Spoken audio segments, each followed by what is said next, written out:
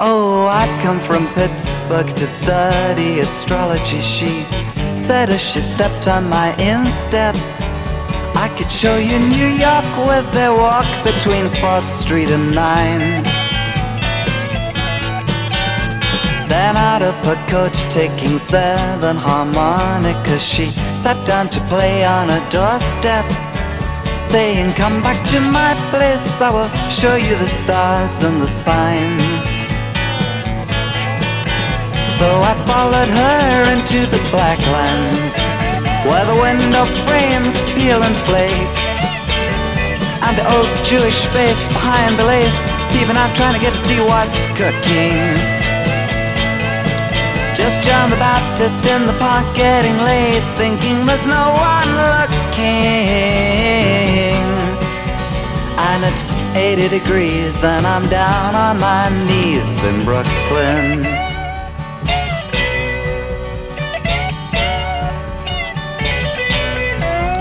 Her house was a dusty collection of rusty confusion with landings and tunnels, and leaning bookcases and spaces and faces and things,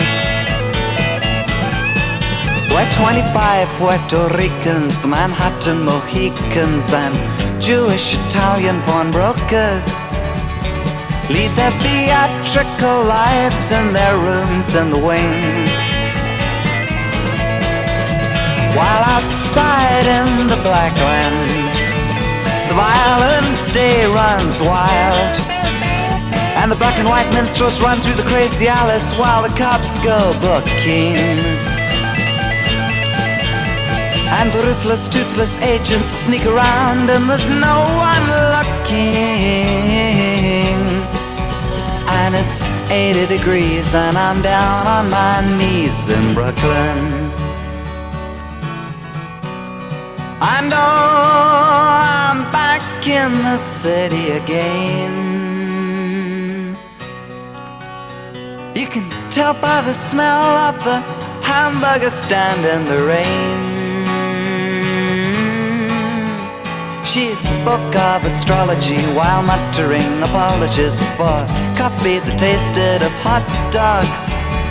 I said that's okay, mine was cold anyway and just grand.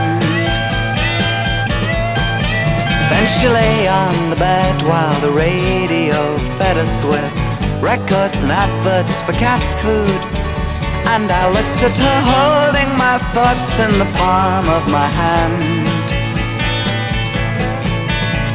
And outside in the Blacklands the evening came and went, and the bums in the street begging money for one last drink are hanging around the liquor stores trying to get a foot in. And the girl from Pittsburgh and I made love on a mattress with a new moon looking, and in the cool evening breeze I was down on my knees in Brooklyn.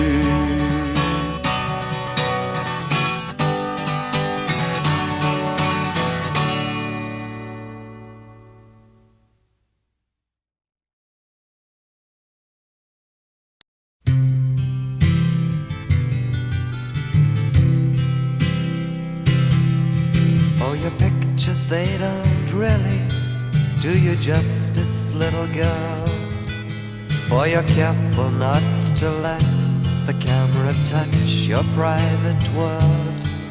And there's just a hint of sadness in your smile through the dark as you slip your dress off slowly for the sailor or the clerk.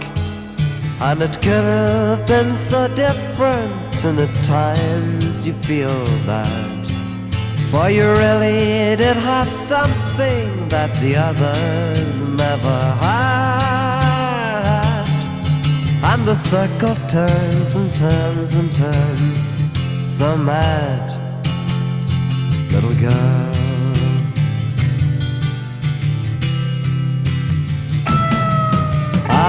You must have been just 15 when you made your mind up first that you'd make it in the movies, and you couldn't lose the first. and it took you to the attic where the agent king holds court, and his courtesans are fully paid up, losers of his sort. He looks at you and tells you that you just might get the part, but you don't get things for nothing, and he doesn't want your heart. And the circle turns and turns and turns, so mad, little girl.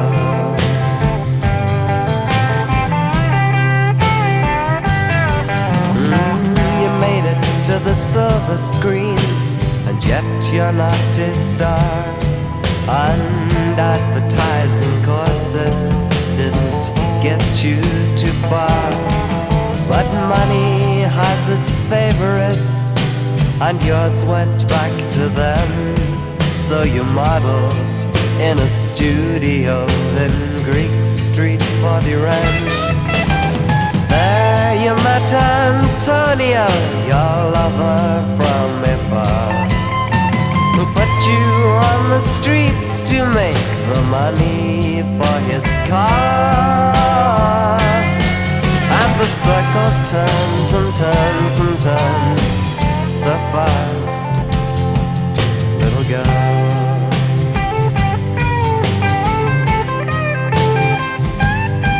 Oh, your pictures, they don't really do you justice anymore, for they're crumbled now and faded, and were taken long ago.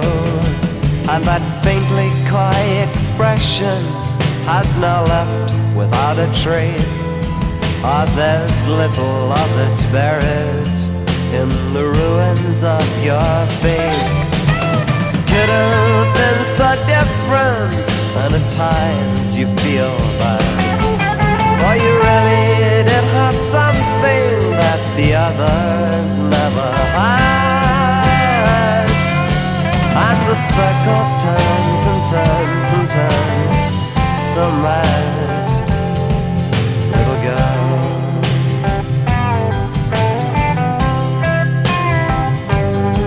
Oh, the circle turns and turns and turns, so sad, little girl.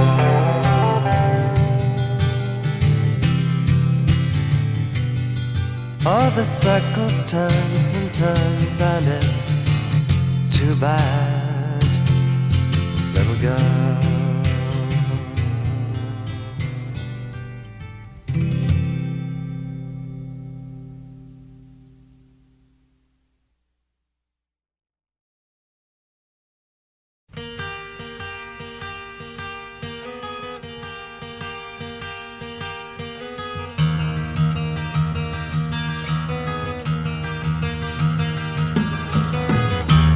David Foster lives in Gloucester with his family. Works till pay time, through the daytime, comes home for tea. Steak and kidney, then with Sydney to his club and feels free. They close the bar, he finds his car, and then goes home to sleep. And his wife has been with Rosie in the parlor where it's cozy, watching telly, doing dishes, patching pants and making wishes. And he'll say Bill should have wired, and not tonight, dear, I'm too tired. And life drifts slowly by in the provinces. Peter Foster goes to Gloucester for his first school day. Bites his teacher, sees a preacher, and is taught to pray.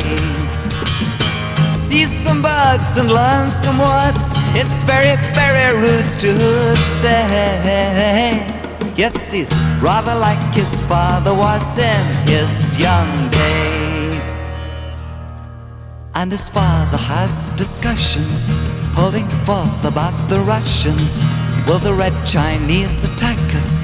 Do we need the Yanks to back us? And in bed she feels the shoulder, but he grunts and just turns over. and life drifts slowly by in the provinces. Wedding rings come with strings, but love depends on the little things. Oh, could that still be really you? Is there anything time can't do?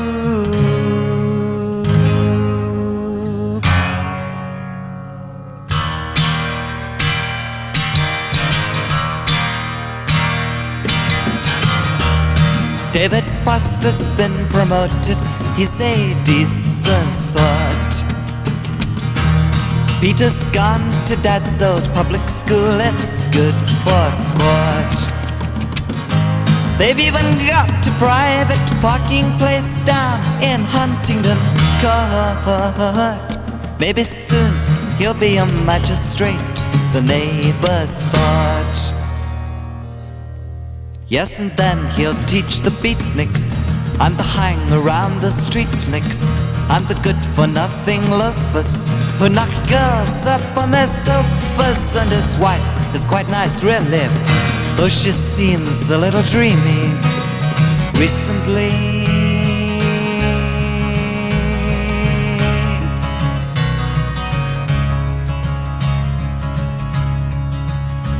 I was born and brought up on the east side of town, and my earliest days, they passed quickly. I would play after school with the kids all around, in the sun and the dust of the back streets. Oh, all through my girlhood, though, war had its day, and my daddy, he would always be leaving. So my brothers and I, we would sit by her side, telling our tales through the evening.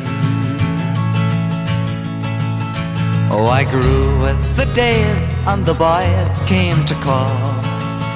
In the back shed I learned about kissing, but I don't think my mother, she has noticed at all. For we've heard that my daddy is missing. Then my school days, they were over and I went off to work. And my mother, she grew quieter and grayer.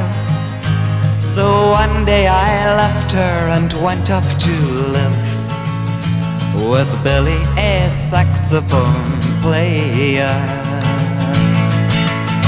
In our broken down attic, we laughed and made love, and all that we had we were sharing.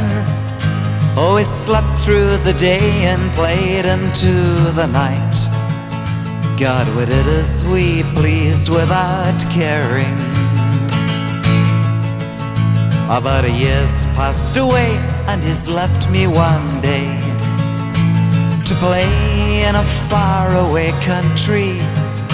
And the sun told my eyes, you've got no place to hide, as I waited to be having his baby. Oh, I lived in the park and the men passed instead, each wondering which one had lost her. And one came to ask, could he buy me a meal? And he said he was called David Foster.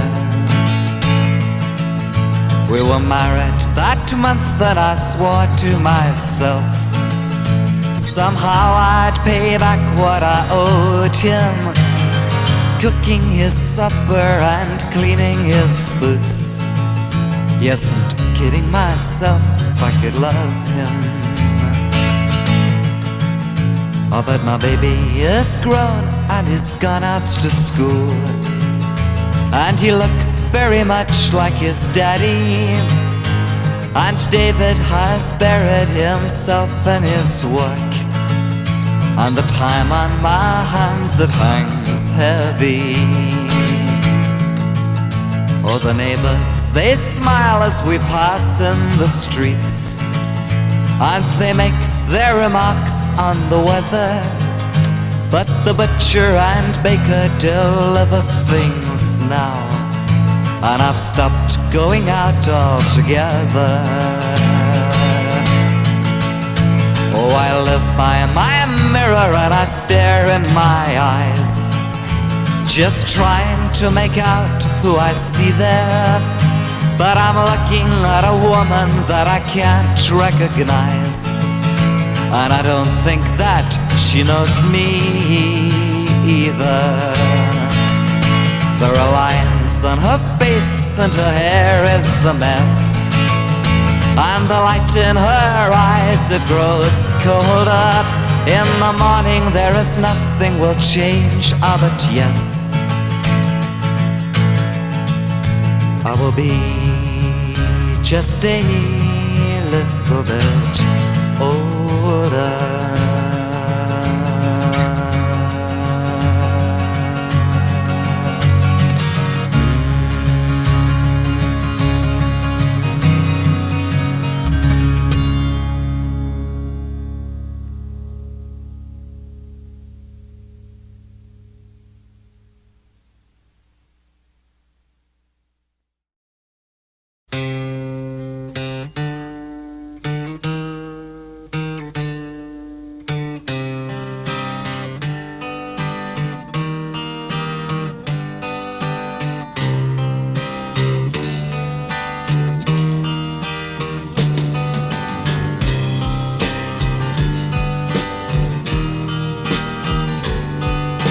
Mr. Willoughby, whose only luxury is the sugar in his tea, teaches history at High Worthington School.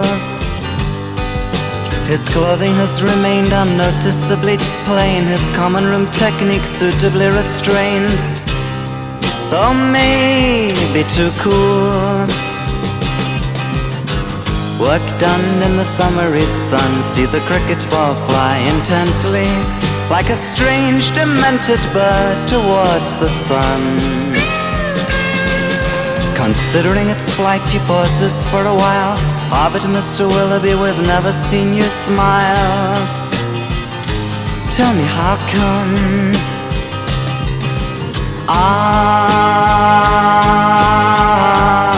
For sometimes it must get lonely.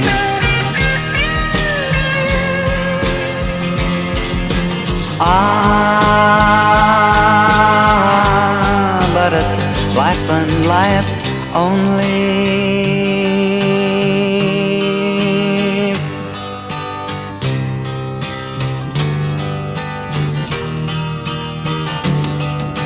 Maurice said, Renee, why didn't you say that you'd be so late? The supper that I made is ruined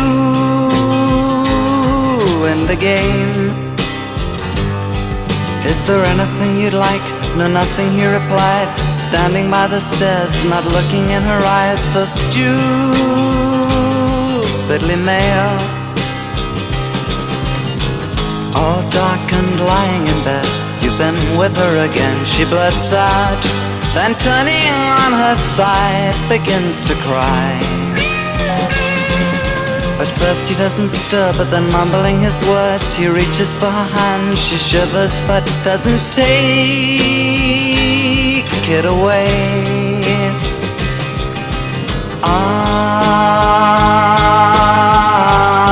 But sometimes it does get lonely.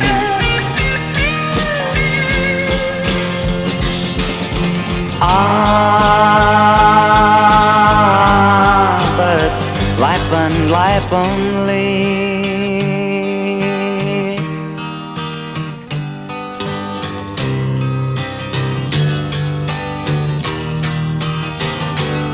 Oh, Smithy Smithers bell, clock from Clockenwell, on the beach at Bournemouth, thinks he very well may be next year in France. Inspired for a while, he decides to risk a smile at Mr. Willoughby, who passes, polishing his glances, studiously averting his glance. Renee, several deck chairs away, wonders if they would be better, while Maurice is with the kids out in the sea. And I was feeling small, sitting on the wall, looking at them all and wondering Who will I be?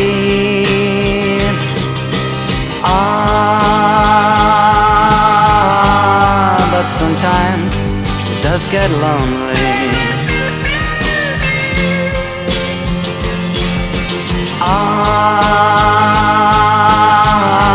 But it's life and life only.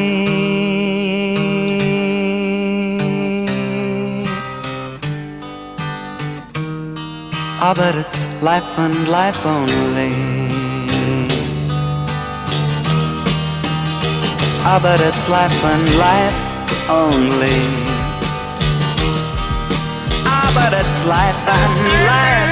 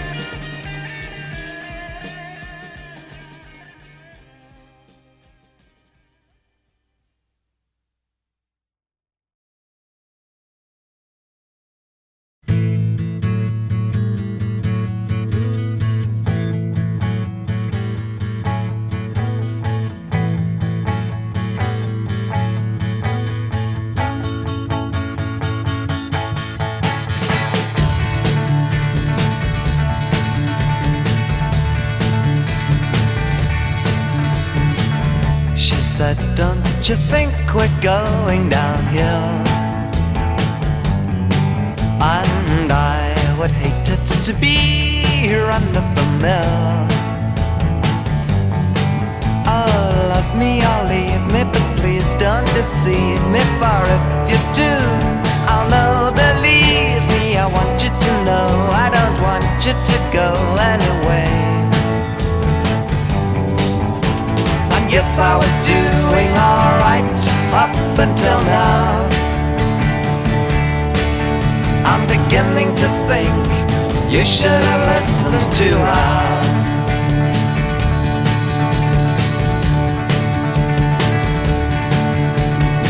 She picked up her things and said, let's be friends.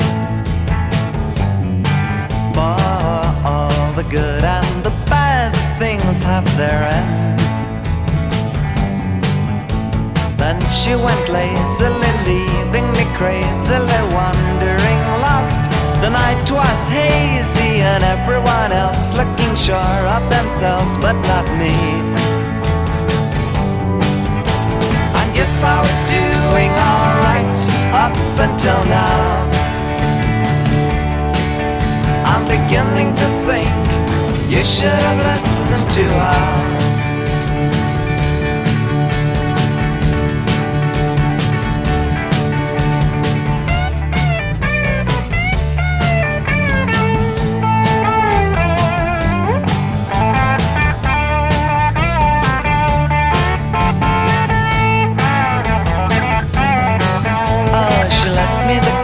And a dozen LPs, a phone bell warning, milk for the morning, and I left the dark on a seat in the park, feeling very strange. And yes, I was doing alright up until now. I'm beginning to think you should have listened to her. You should have listened to her. Oh, you should have listened to her.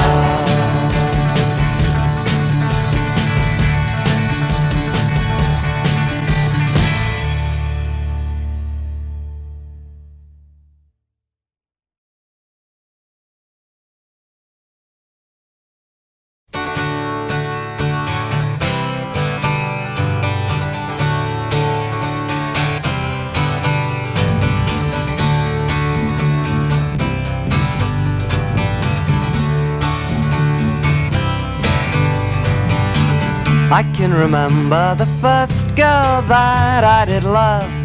It was Stephanie. In kindergarten arithmetic classes she used to sit next to me. I'd pass the sticky sweets under the table where the teacher couldn't see. Although she wouldn't remember me now, sometimes I wonder where she can be.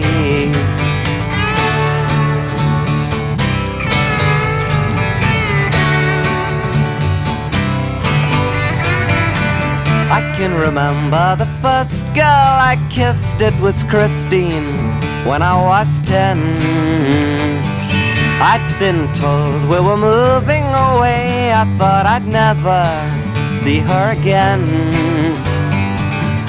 Oh, don't forget me, I'll be back when they let me. Before you learn how to lie when you're leaving, love is so much easier then.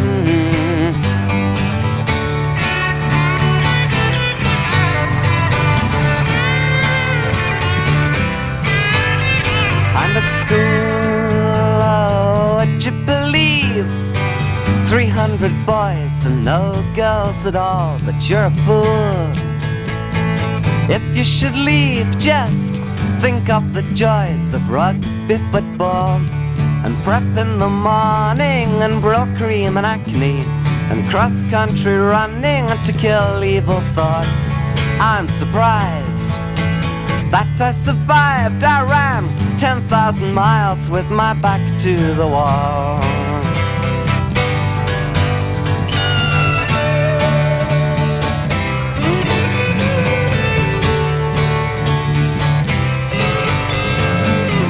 I can remember the first girl that I made love to. It was in a park in the lower pleasure gardens in Bournemouth in summer, just after dark. My mind was reeling, oh what a feeling. I missed the bus and walked 12 miles home, and it really didn't seem far.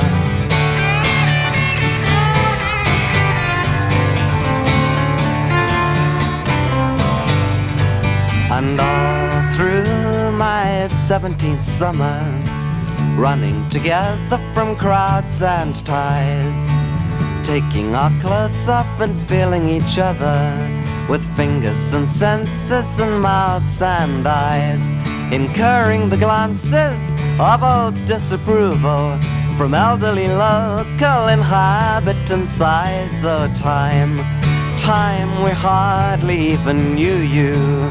You didn't touch us with your lies.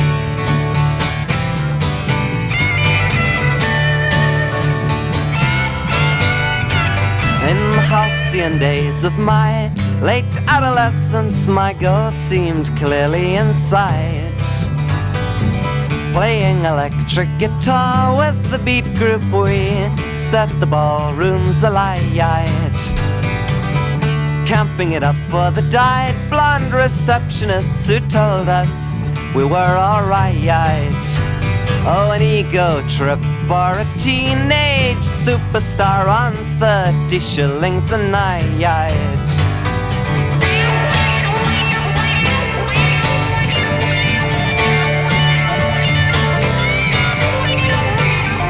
And so it fell that I came up to London to look for fortune and fame, starry-eyed in my seaside successes and much too sure of the game. First girl I met there, I thought I'd get there, but the first girl was nearly the last girl. She left my eyes in the train. She sat on my floor in the dead of the night, rolling a joint and looking round for a light. Her clothes were so black and her face was so white. How could I know what was right? And I sat all huddled upon my bed, watching her in my innocence. But it was no sense at all, but too much sense, that took me to the bridge of impotence.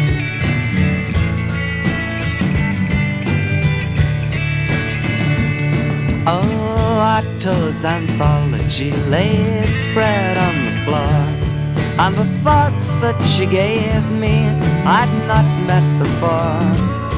Unstranded, half hypnotized, I watched her in awe of everything that she stood for. And I wanted more than anything to be like her with every sense. But it was no sense at all, but too much sense, that took me to the bridge of impotence.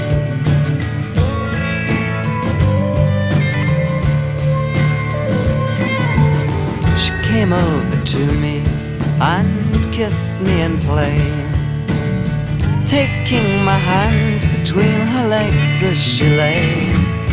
And she looked in my eyes, but I turned them away, finding no words fit to say. And I hated myself, but could not move, shattered in my confidence. But it was no sense at all, but too much sense, that took me to the bridge of impotence.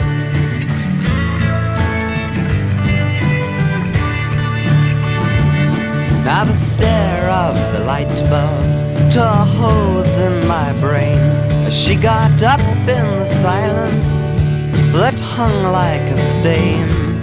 And I wanted to speak or to call out her name, but how could I begin to explain? And my prosecuting rune still holds a strand of her hair in evidence. But it was no sense at all, but too much sense, that took me to the bridge of impotence.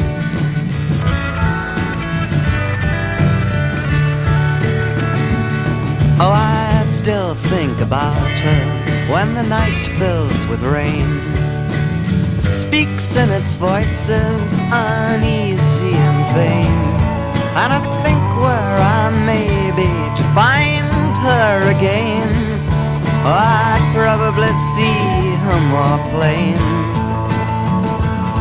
And I should have known she was just like me.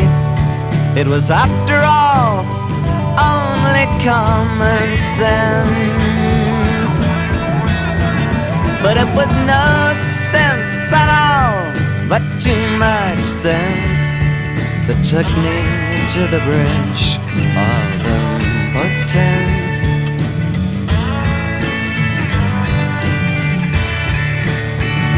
But it was no sense at all, but too much sense, that took me to the bridge of impotence.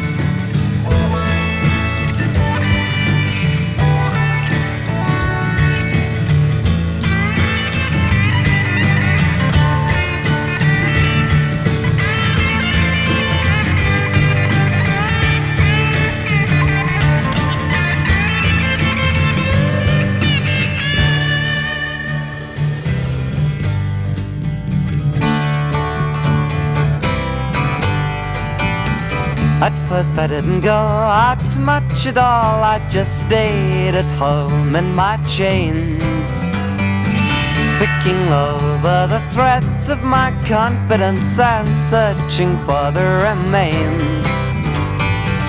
And when I just couldn't stand any more of it, going down to a club, mixing in with the sounds and the crowds, I let the music cover me up.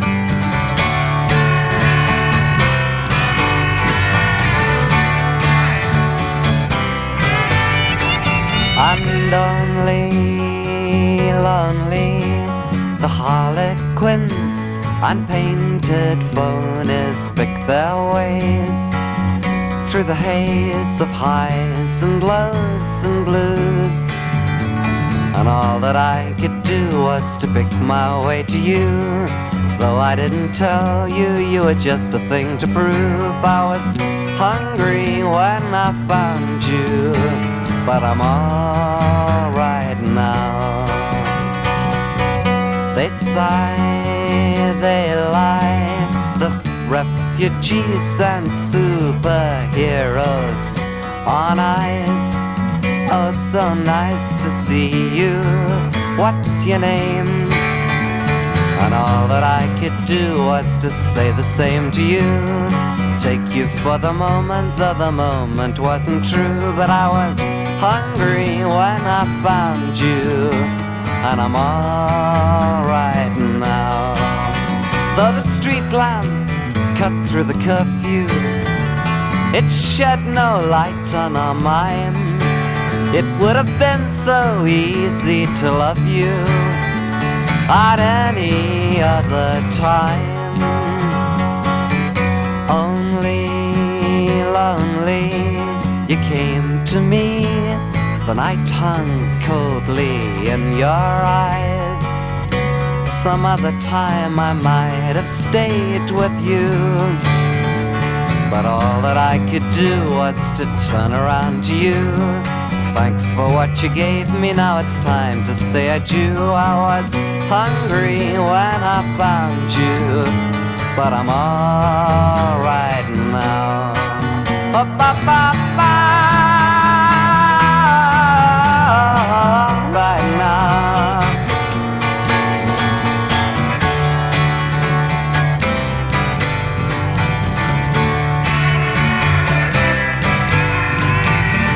And so it came that I stood disillusioned by everything I'd been told. I just didn't believe love existed. They were all just digging for gold. Widows and bankers and typists and businessmen loved each other, they said. But all it was, though, was just a maneuver, the quickest way into bed.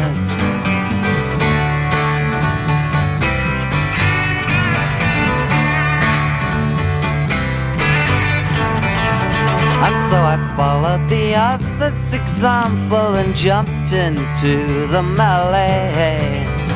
In the hunting grounds of Earl's Court and Swiss Cottage, I did my best to get laid. Beer cans and parties, deaf girls and artists, bouncing around in the social confusion, missing and making the grade.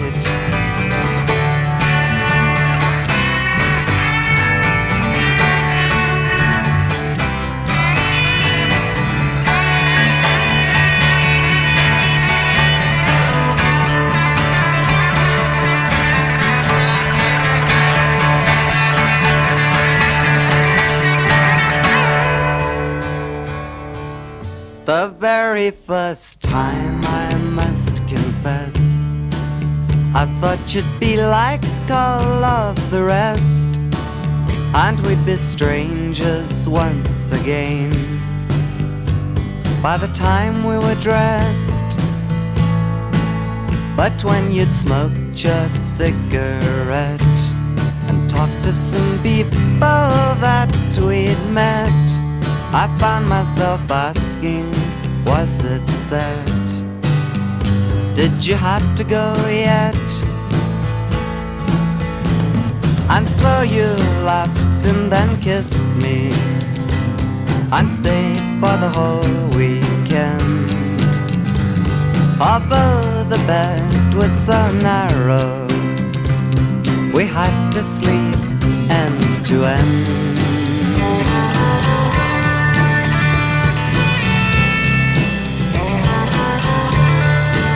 And so the weeks passed through my brain in that Dadaistic chain. I found myself seeing you again, and again and again.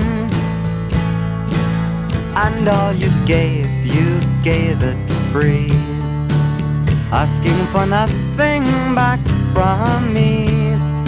You gave yourself unselfishly as a part of me.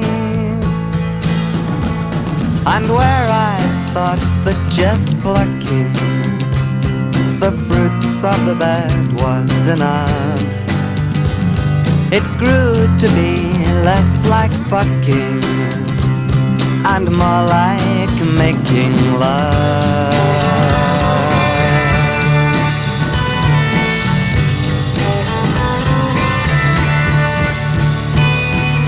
Of all the girls I ever knew, some loved and some denied me. And all the words I ever said have been no use to hide me. And all the songs I ever sung, each one of them